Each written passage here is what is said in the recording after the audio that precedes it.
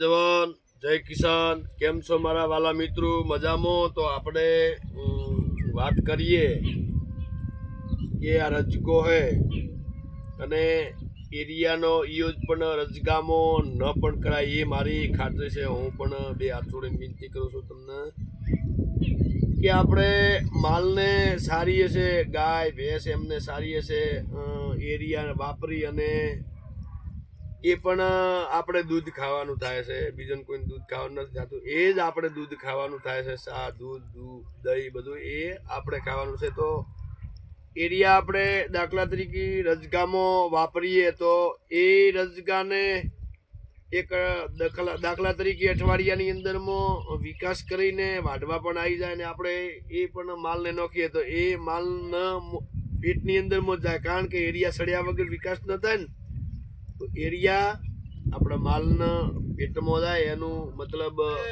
સમજો તો એરિયા મત વાપરો।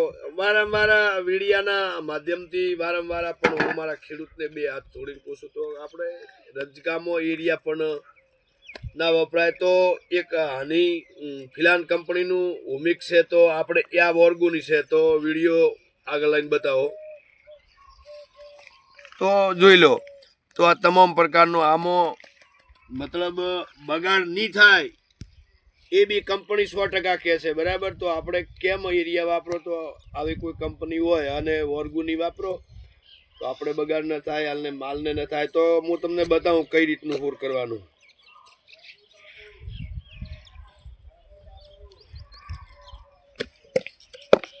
તો આપણે આ રીતનું લઈ લેવાનું। તો આપણે આમાં આ નાખી અને બતાવો થોડું। આ રીતનું સોણિયું ખાતર છે, આ સોણિયા ખાતરની અંદરમાં આ રીતનું હોર કરી દેવાનું અને કઈ રીતનું યુઝ કરવાનું એ પણ હું તમને બતાવું। હોર બી કરી દેવાનું આ રીતનું, અને ઘણું મોટું હોય તો સાંજનાથી મોટા સાંજના સાળી લેવું, આ રીતનું હોર કરવાનું।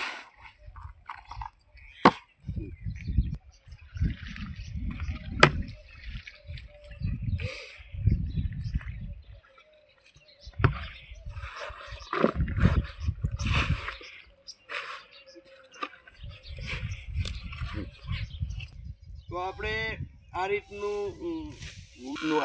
આને પૂકી દેવાનું।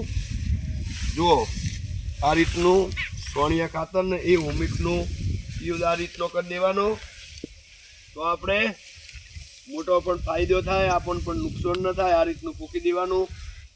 જો એક હરખું જ આવે છે, જોઈ લો આ રીતનું જુઓ।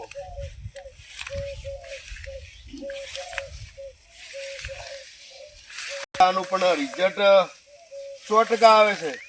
તો એરિયા મત વાપરો, મારું કહેવું એવું જ છે કે એકલું ઝેર ખાવાનું કોઈ મતલબ નથી। આપણા માલને ઝેર ખવડાવો અને આપણે પણ એકલું ઝેર ખાવાનું નથી આવતું, આ રીતનું યુઝ કરી દો તો પણ તમે પૂરા થશો, તમારો માલ બી પૂરો થશે અને આપણી પાછળની ઉછેર પણ બહુ પૂરી થશે અને જમીનને એકલું બંધાણ પણ તમે એરિયાનું બહુ ખતરનાક કરાયું છે તો એ હળવું છોડાઈ દો, મારી એટલી જ ખાસ વિનંતી છે। તો હું વારંવાર વીડિયાના માધ્યમથી બોલું છું કે તમે એરિયા અને દવાઓ હટાવો તો બી તમે પૂરા થશો અને આપણા પાછળના બચ્ચાની ઉછેર છે એમને પણ કોઈ તકલીફ પણ નહીં આવે એ મને ખાતરી છે। કે કારણ કે ખેડૂત જાગૃત થશે તો ખેડૂતનો દવાઓ પણ નહીં વાપરવી પડે અને બચ્ચોને દવાઓ નહીં કરાવવી પડે એવું પણ 100% મારા ખેડૂત પણ ઓર્ગોની જશે એવો પણ મને વિશ્વાસ છે 100%। જવાન જય કિસાન।